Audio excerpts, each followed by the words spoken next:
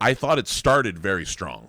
Yep, I agree. Which we'll get into. It is so uniquely terrible to me that it raised the score of other Alien projects before it.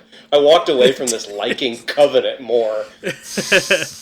You know what, I will say, I'm also like more partial to movies and kind of shorter form content than shows because mostly, especially with this is a good example of like it feels like the budget is very front loaded, and at some point in a TV show there has to be like a recurring sets with people just talking in them, and that's the part that I get very frustrated with unless it's The Sopranos.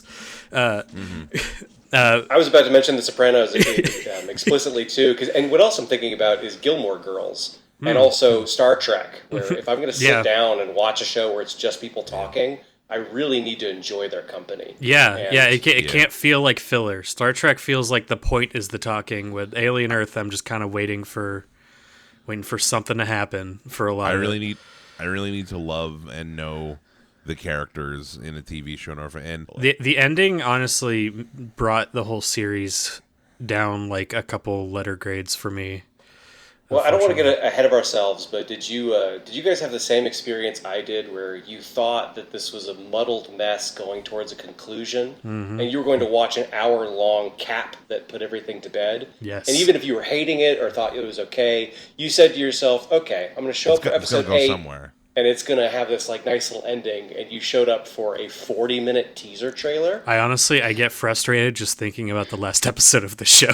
What you just described is exactly my experience, Harvey. So I remember thinking, like, for some reason I had it in my head, like, week to week watching this, that like I thought it was going to be like a mini series, or like I thought it, at the very least, nothing in the advertising, nothing they said led me to believe that, but it's like I thought that it was going to be a contained story that if they wanted to expand into a second season, they could. I thought that too. I don't know why I thought that. I felt dumb for thinking that at the end of it, but everyone I've talked to thought that, though. I think there was at some point some promotional material referred to it as a miniseries. Or at the very least, I think there was an element of like, how do I put it?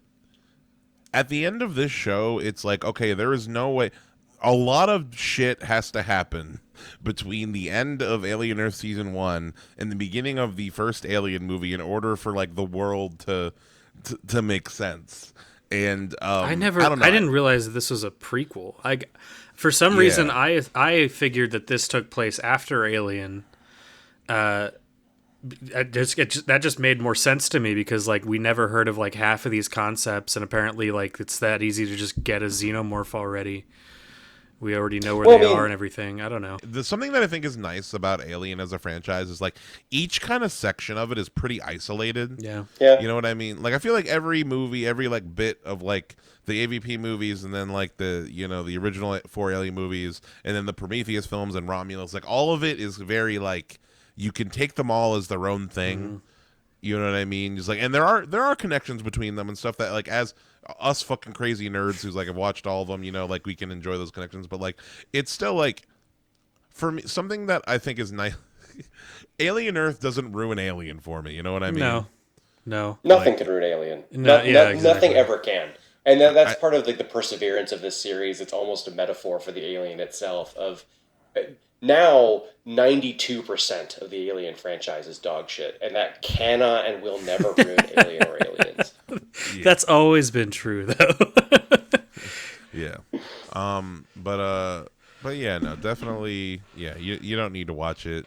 You just you heard us say all the reasons why it's mid as fuck. I don't know. A lot of people like it. If you want to see it, I guess go watch it. But I don't. A lot of people do like it. But we're too late in the game. I think it is part of dead internet theory, because the same thing happened with True Detective season 4.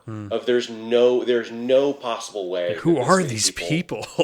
Yeah, who are the human beings who are sitting through this and calling it good? I don't buy it for 1 second. Yeah. Every real human that I have either talked to who's seen this show or what's it called? Or like I have like a lot of reviewers on YouTube that I've been following for years. Like everyone that I've like actually heard opinions of, like all have either mid or disliked. It's crazy. Like like I haven't seen anybody who like truly unequivocally say they love this show. I've had a very strange experience where everyone I've talked to has called this one of the worst things they've ever seen. So who are these people? Worst things. Sound off in the comments. Do you like Alien Earth? Probably you won't have made it this far if you do.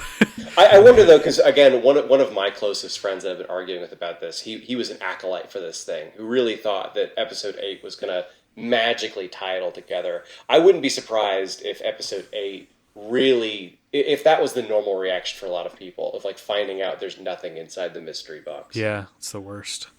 It's a big. It ruined any goodwill I had for this show. So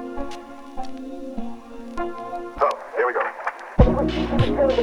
The childish frustrations and complexes. The police are searching for James Thomas.